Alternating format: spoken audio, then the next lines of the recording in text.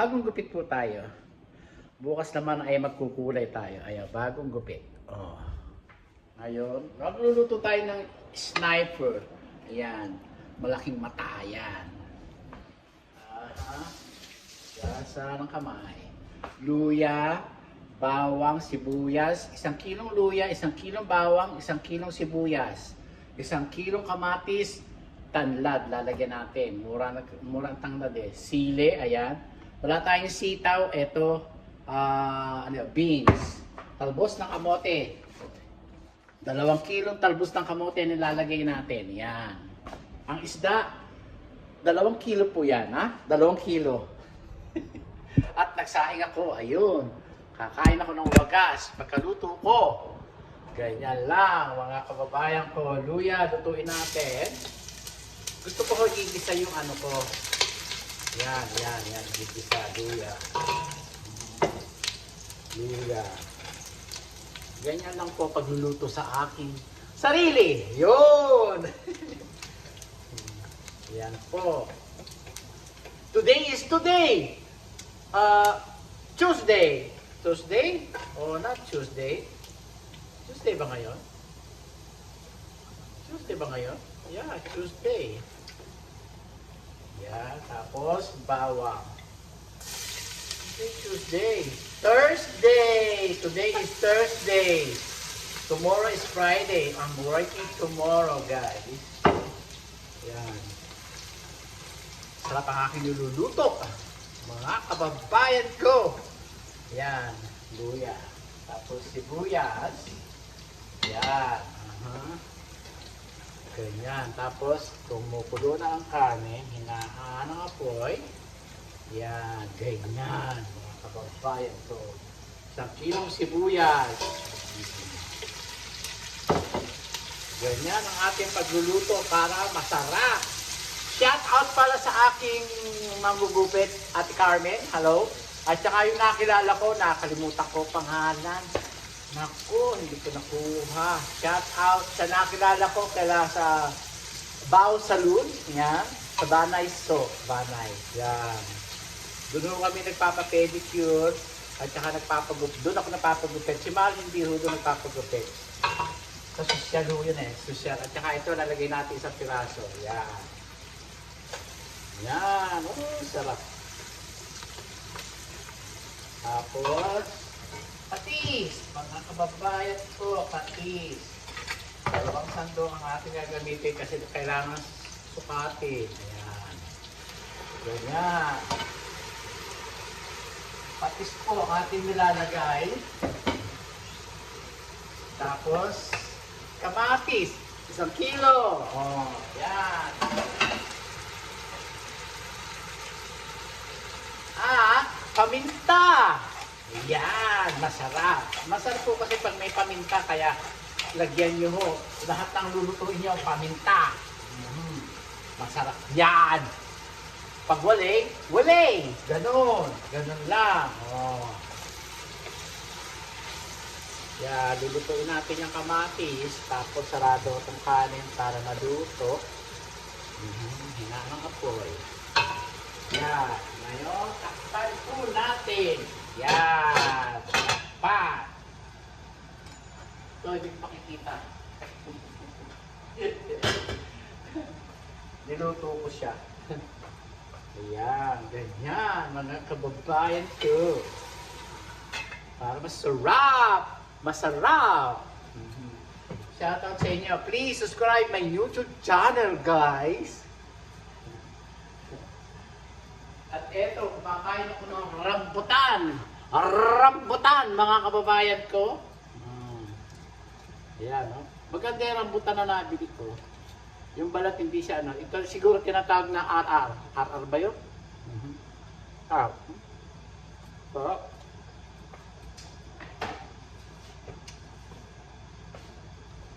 Hindi para hindi kayo ma-high blood kakain kayo ng rambutan.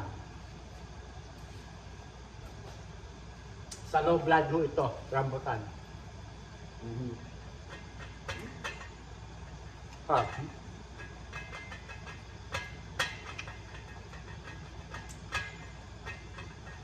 Hindi ho sumasama yung balat mo. Hindi masama lahat. Eh. Sarap. Sarap sarap.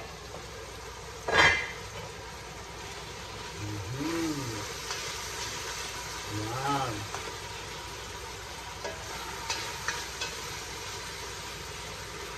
Dudulogin natin yung kamatis. Yan. Masarap. Nagugutom ako. Kaya kakain ako ng wagas.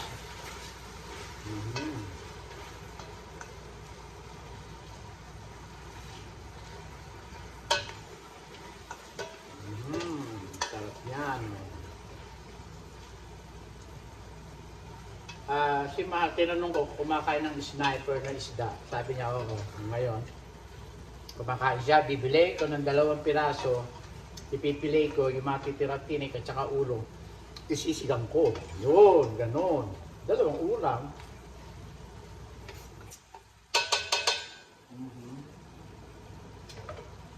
Sarap. Sniper. Yan. Ulo. Ganyan. Ito, babaunin ko yun. Ulas kamay ulit. Yan. Tapos po, lagay na natin itong beans. Ito po. Yan. Ganyan lang po. Lagay na natin yung beans. Yan. Tapos so, lagay na natin itong sili. Yan. Para marami sili. Ayan. Sarap. Para may lasang sili. Ganon! Mura ang sili. O, ganon. Kaya marami kong nilalagay. Mga kababayan ko. Ganon! Tapos susunod, sabaw. Hugas natin. At nagsasabaw tayo ng isda. Ganon!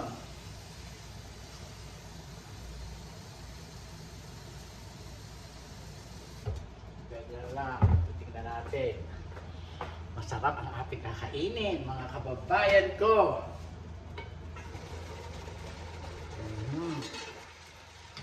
Ilalagay na rin natin ito para diretso. Itin natin. Isang palong ang ilalagay natin. Ayan. Ito po. Kilala nyo ito. Ayan. Isang buo ang ilalagay natin dyan. Ayan. Para masarap. Pagkabangus, bayabas, pwede rin ng isang palok. Mas masarap po ang sampalok na sariwa sa atin, mga kababayan ko. Ganun lang.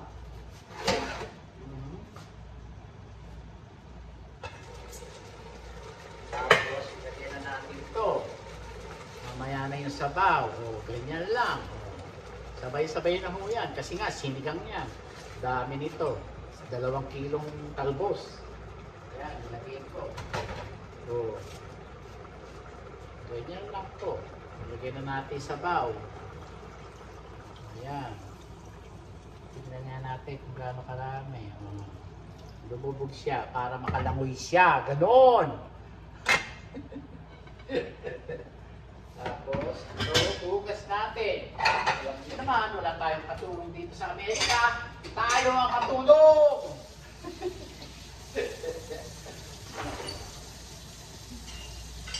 Ganon!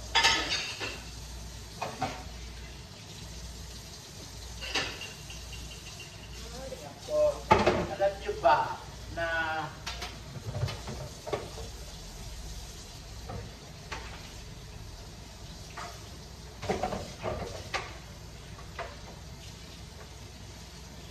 ang tatay talaga nung araw, nung mga pinantayan, tatadero nung tatay ko sa palengke ng Gapan. At saka ang lola ko, may pwesto dito sa Gapan yung araw. Ngayon, kinukwento lang naman ng tatay ko. Naaalala ko yung mga kwento ng tatay ko nung ako'y bata. Nung araw daw, tadatero siya, nagtitinda ng karne, ang lola ko, at siya ang taga-atay, at siya ang taga-tantad, mga kababayan ko.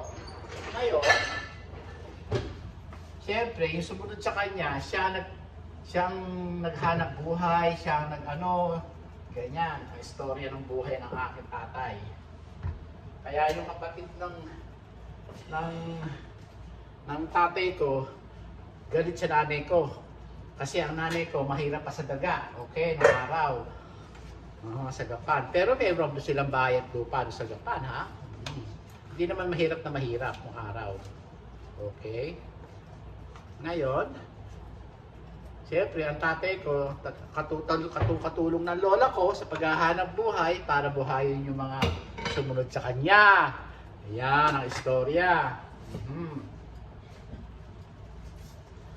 Tapos, nagkahiwa-hiwalay sila dahil nag-asawa na ang nanay ko at ang tatay ko. Nagkahiwa-hiwalay na. Nagalit ang lola ko sa tatay ko pero nagkabati rin. Bago umalis ang lola ko nung papunta ng Amerika, pumunta sa amin. Nagkaiyakan pa sila ng tatay ko. Pero hindi hinatid ng tatay ko. Tinis yata ang lola ko na hindi hinatid. Ako naghatid sa lola ko, hinatid ko. Sabi gano'n ng lola ko, "Oh, apo, huwag pababayaan ng tatay mo, ha? Mahalin mo ng todo tatay mo." "Opo, lola. Ako po ang bahala." Sabi ko. "Ako po bahala sa pamilya ko. Sa pamilya po namin." Okay. Aba, gano'n ang istorya. Ang tatay ko, nung nagtatrabaho daw siya o something, nung nakapag-asawa na, pumunta ng Binyang Laguna ang tatay ko. Nagtrabaho ang tatay ko dahil nga humihingi ng tulong ang lola ko sa tatay ko. Papaano daw pag-aralin yung mga gusto mag-aral, lalo na yung dentista. Okay? Nagpamasok ng welder. Yan ang istorya. Hanggang magtutumana ang tatay ko, hanggang linisin yung tumana doon, magbubukid ang tatay ko, hanggang sa mayaman nung araw kasi ang tatay ko eh. Siya ang nakatikim ng tawagin ng lolo ko nung araw eh, Don Jose at Doña Tinding nung araw. Mga kababayan ko. Yan ang istorya.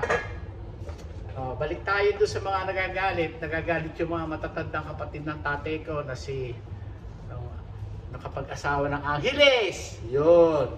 Okay? Nakapag-asawa ng Barles. Yan, mga yan. Galit yan sa nanay ko nung araw. Ay, nako. Ngayon ko lang na-story. Ngayon ko lang nasasabi istorya. Nagagalit. Kasi nga, walang tutulong doon sa matanda. Sa lola ko, sa lola tinding ko. Ngayon, ang istorya. Hanggang nakapag-aral. Kaya yung kapatid niyang dentista, nag-high school sa Gapan nung araw. Katulong ng lola ko ang tatay ko sa sa buhayin sila. Okay, yan ang istorya. Akala nyo hindi ko alam yan. Kasi pag nalalasing ang tatay ko, hindi natutulog yan, dumadaldal. Naalala nung araw yung kanyang buhay. Ganon ang buhay ng tatay ko. Oh, ganun pala. Ako naman, naaalala ko ngayon, yung mga hanggang napapanigilipan ko sila, yung mga matatanda, kumakain sila sabay-sabay. Ang hindi ko na napanigilipan pa si Tita Menji. Wala pa ang Tita Menji sa sa Kalangitan pa. Kaya yung mga pamilya ni Tita Menji, magdasal kayo. Wala pa. Ang nakita ko lang ay 4. Okay, 4 sila, pati si Lola, 5. Hindi pa nakakarating ng Kalangitan. Naku po, Diyos ko. Yun ang gusto ko sabihin. Magpagdasal si Tita Menji. Ang nanay ko nakita ko, yung Angeles, De La Cruz, sino yun? Mendoza, sino pa ba doon? Si Barlis. Yan, ang nakita ko sa tatay ko. Hindi ko pa nakikita, hindi niyo pa niladasal. Si Tita Dele, wala pa. Si Dikong Pilino, wala pa rin. Yan. Kaya kailangan pagdasal nyo ang kaluluwa. Ay naku po, napakasarap. Hala kasarap ng luto ko, mga kababayan ko. Ito ulam namin, 2 pirasong isda. Ang ulam namin bukas. Hala kasarap. Yan ang kakainin ko. Napakasarap. Napakasarap, Kuya Eli. Yan. Kaya parang awa nyo na. Ako po ay nagdadasal na makarating sila sa luwalhati at manahimik. Ganon. Akala nyo ba, walang langit? Mga kababayan ko, may langit. May liwanag at may dilim. Matakot kayo. Akala nyo ba, kaya yung mga kurakot na yan, yung mga swapang sa mundo, hala, mag-ingat-ingat kayo at magpakatino kayo. Diyos ko. Yeah, tama naman yung mga sabi ko pa sa nakausap ko ng father, kasi humihingi ng dasal, yung mga ganyan, sabi nga at saka bumabalik sila sa iyo sa panaginip o something na may nangyayari sa buhay niyo, sabi nga. Ay, tama kayo, father. May lumilitaw na mga kasopangan sa mundo dito sa pamilya namin, sabi ko. Ganon, kaya ganyan, nagpapakita sa iyo. Ganun palaga. Ganun pala. Yung mga swapang.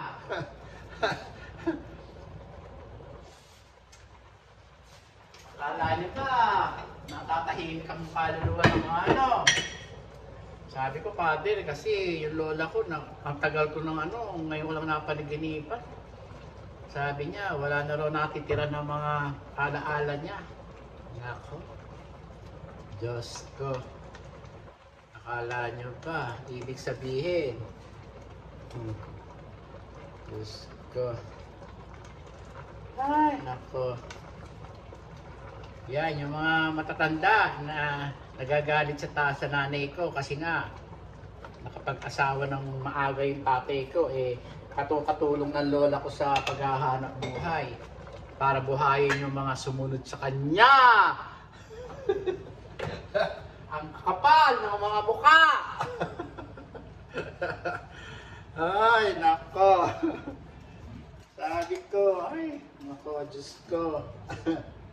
Akala wala akong alam at akala nila wala kaming alam o akala nila wala akong alam.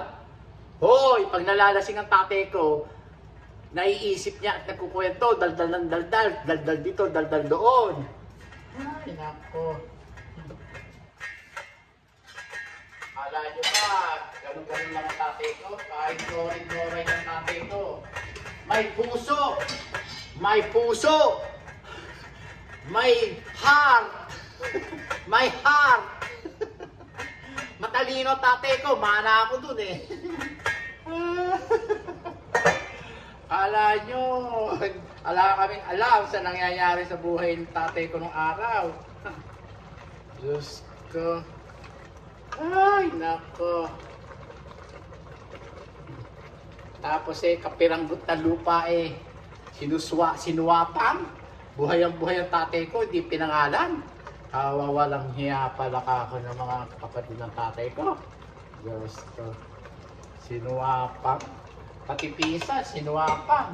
Magsuwapangan kayo, inyong-inyo na.